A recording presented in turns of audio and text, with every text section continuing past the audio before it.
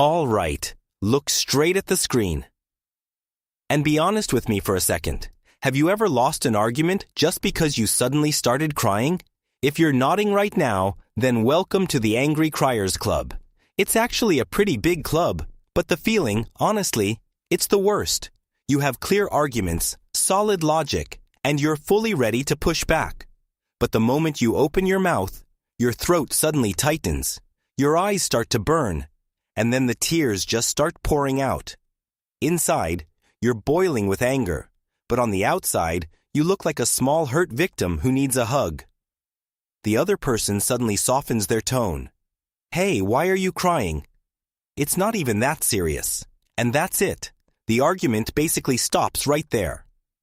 Everything you were about to say disappears, and you walk away feeling both frustrated and powerless. Inside your head, you're screaming, I'm not hurt, I'm furious. So, why does our body react in such a strange way? Why do we cry when we're actually angry? If you've ever wondered about that, then this video is basically your lifesaver. In the next few minutes, I'll explain why this happens and share a few simple ways to help you control this reaction better. Let's get started. I'm not denying that sadness can make you cry, but it's not the only reason. In fact, you can cry in many different situations, even when you're not sad at all. There's a very familiar scene that many people have experienced, but few really understand why it happens. You're talking with your parents. At first, the topic is just something small, but then they say something that makes you feel dismissed. You try to explain. You try to make your point clearly, but the more you talk, the more they interrupt you. The more you talk, the more you get labeled as arguing, being disrespectful, or too sensitive. At that moment, you're not sad. You're angry. You feel frustrated. You're upset because you're being misunderstood. Your mind is racing trying to find the right words to push back. All you want is to explain things clearly so the other person understands that you're not wrong the way they think you are. But right when you're about to say that one decisive sentence, your throat tightens, your voice starts to shake, and the tears show up. What confuses you is this: but I'm angry. Why am I crying? Am I being weak? But look closely at the chain of events that just happened. What made you break down wasn't sadness in the usual sense. What pushed you to tears was the feeling of being pressured, misunderstood, and cut off while you were trying your best to stay calm and rational. The harder you try to hold yourself together, the more your nervous system has to strain. The more you try to speak clearly, the more your body is pulled into a higher level of tension. At some point, it crosses the threshold. And once it crosses that threshold, your body needs an exit to release the pressure.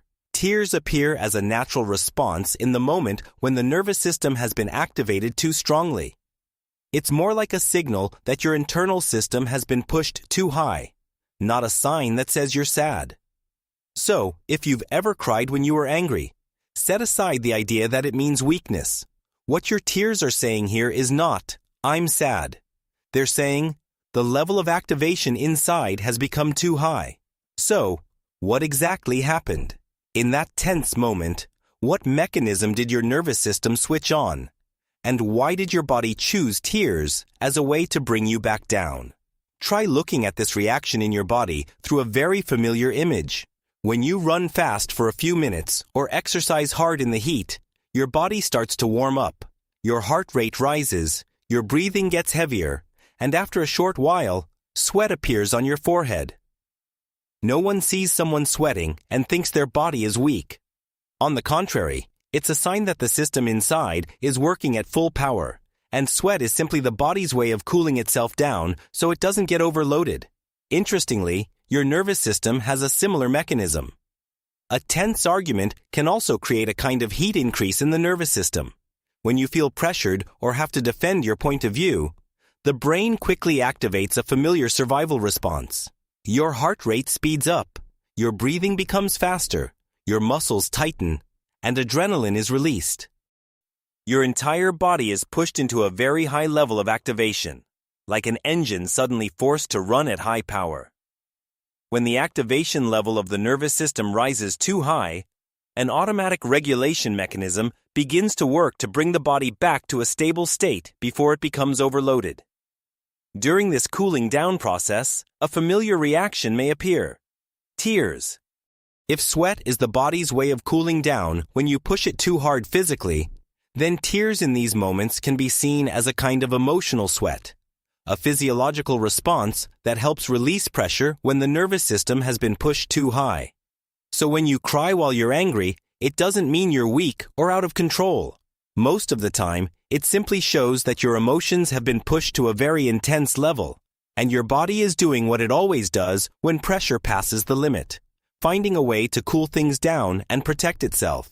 But I know this: no matter how fascinating the biology is, standing there sniffling in front of someone you're arguing with is still a terrible experience. Nobody wants that. So, how do you stop it?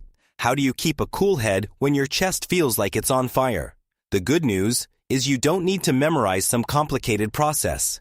In reality, you just need to understand a few common moments when the urge to cry starts forming and know how to handle them at the right time. Situation 1. When emotions start rising. This is the earliest stage and also the easiest one to control. You may not be crying yet, but your body is already sending very clear signals. Your chest starts to feel hot, your breathing gets faster, and there's a slight sting at the bridge of your nose, like a warning that tears could show up very quickly if the argument keeps escalating. Many people ignore this stage because they think they're still in control, but in reality, this is the golden moment to step in. One simple but extremely effective trick is to change where you're looking. When emotions rise, many people unconsciously look down at the floor or stare directly into the other person's eyes. Both of these actions can pull you deeper into the emotion. Instead, gently lift your chin and direct your gaze upward. You can look at a corner of the ceiling, look at a light bulb, or simply glance slightly above the other person's head. This action may seem very small, but it has an important neurological effect. When your eyes look upward and begin scanning the space around you, your brain is forced to shift attention from the emotional stream inside to processing visual information in the outside environment. In simple terms, you're pulling your brain out of the emotional storm. Next, adjust your breathing. When we're angry, our breathing often becomes fast and shallow, which pushes the nervous system into even higher activation. Instead of trying to take a deep breath and then exhale quickly, like people say when they tell you to calm down, do the opposite. Breathe in for about 3 seconds, then breathe out slowly for about 6 seconds. The key point is that the exhale should be longer than the inhale. This breathing pattern directly stimulates the vagus nerve, a crucial part of the nervous system that helps the body shift from a stressed state to a relaxed one. After just a few breaths like this, your heart rate will start to slow down, and the intensity of the emotion will begin to drop. If the emotion is still rising, you can use a small but very effective trick. Force your brain to do something logical. For example, try doing a quick calculation in your head. 100 minus 7, that's 93. 93 minus 7, 86. It may sound a little strange, but there's a clear neuroscience reason behind it. The part of the brain that processes emotions and the part that processes logic share the same energy resources. When you force your brain to focus on a difficult logical task, it pulls resources away from the emotional center. As a result, the storm inside you starts to calm down. Situation 2, when you start talking too fast or your voice begins to shake. If the argument keeps escalating, you may move into the second situation, when you start speaking too quickly, or your voice begins to tremble. This is a sign that your body has entered a very high level of activation. You begin speaking faster than usual. Your voice gets higher. Your sentences run together like a machine gun, and sometimes you don't even have time to think about what you just said. The problem is that your brain hears your own voice. When it hears a rushed, tense, high-pitched voice, it interprets that as a signal of danger. As a result, it releases even more adrenaline. That's why many arguments escalate so quickly, not just because of what the other person says, but because our own voice is accidentally increasing our body's stress level. To break this loop, you need to do something very simple. Slow your body down. Intentionally reduce your speaking speed by about 20%. You don't need to speak like a robot, just slightly slower than normal.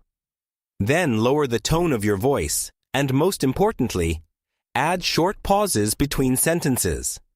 Instead of talking in one long stream without stopping, speak more like this. I understand what you're saying, but the issue here is. These small pauses have a powerful effect. They send a strong signal back to the brain that the situation is still under control. When the brain receives that safety signal, adrenaline levels begin to drop. Situation 3. When your throat tightens and tears are about to spill out. This is the most dangerous moment. Your throat starts to tighten. It feels like there's a lump in your throat, and your voice could crack at any second. You know that if you say just one more sentence, the tears might come out of it immediately. In this situation, the smartest move is to create a short pause for your nervous system. You can simply say, "Give me a moment. I'm going to grab a glass of water and then we can continue." Many people are afraid to do this because they think it looks like they're running away. But in reality, this is an extremely effective strategy to break the emotional escalation loop. When you stand up, walk to get some water, and take a few slow sips, something very interesting happens. The act of swallowing forces the muscles in your throat to relax. It breaks that lump in the throat, feeling that many people experience right before crying. During that moment, you can also gently shake your hands a few times. This helps your body release some of the adrenaline that has built up in your muscles. You only need about 60 seconds like this. 1 minute is enough for your nervous system to pass the peak of activation and start calming down. Situation 4. The tears have already fallen. Finally, let's talk about the hardest situation. The moment when the tears have already started falling. The other person is looking at you, and in your mind, a feeling of embarrassment begins to appear. If this happens, remember one very important principle. Don't apologize. Don't say, "Sorry, this just happens to me." Don't say, "Sorry, I'm losing control." When you apologize, you're unintentionally sending the signal that you did something wrong. You're quietly admitting that you made a mistake or that something is wrong with you. But you didn't do anything wrong. Instead of apologizing, name it and redirect. Look directly into their eyes and say clearly, "I want you to know these are tears of frustration, not sadness. I'm not hurt." Or if you can, say it even more firmly. "I care deeply about this issue, so my body is having a physiological reaction. Please ignore it. I am still listening, and I want to finish this conversation." A statement like that has real power. It shows that even though your body is having an automatic physiological reaction, you are still in control of yourself. And when you show that level of self-control, the other person will usually stop looking at you with pity. Instead, they begin to see something else. Respect. These tips aren't trying to force you to stop having emotions. Instead, they work directly with your nervous system. When your breathing slows down, your heart rate begins to drop as well. When your attention shifts to observing your surroundings or thinking logically, your brain is forced to reduce the intensity of the emotional surge that's building inside you. And when your body is given a short pause, the chain reaction of stress is interrupted before it escalates too far. In other words, these techniques help your internal system move from reaction mode into regulation mode. But this process takes time to become natural. There will still be moments when you find yourself in an argument and the tears appear before you have time to do anything. That can absolutely happen. Not because you failed, but simply because your nervous system reacted faster than your thoughts. So if that happens, try to be a little kinder to yourself. The part inside you that reacts so strongly is not a troublemaker. It's more like an over-dedicated bodyguard, always trying to protect you from stress and pressure. Sometimes it reacts a little too strongly, but its intention is still to keep you safe. What's important is not to do something that many people do afterward. Blame yourself for crying. The anger you felt at the start was already heavy enough. You don't need to shoot another arrow at yourself in the form of shame or self-judgment. So the next time you feel tears building up during an argument, try pausing for a moment. Take a slow breath, lift your gaze slightly, and remember one very important thing. Even those tears are proof that you feel life deeply. They show that you care about what you're saying, that you're emotionally invested in what's happening, and that you're not living in a cold or indifferent way. That's not something you need to apologize for. In many cases, that strong ability to feel is exactly what makes you a genuine person, someone who cares and can truly connect with others. So if your nervous system sometimes reacts a little strongly, it doesn't mean you're weak. It simply means you're alive and feeling things for real. Have you ever cried during an argument or while trying to defend your point of view? If you've experienced that, leave a comment below. You can simply write, "I have," or briefly share your experience. Many people watching this video have gone through the same thing, and sometimes just knowing you're not the only one can bring a surprising sense of relief. If you found this video helpful, subscribe to the channel so you don't miss the next ones. Together, we'll keep exploring the fascinating workings of the human mind. Not to judge ourselves, but to understand ourselves better. I'm Apex. Don't forget to subscribe so you won't miss any videos. Goodbye, and see you next time.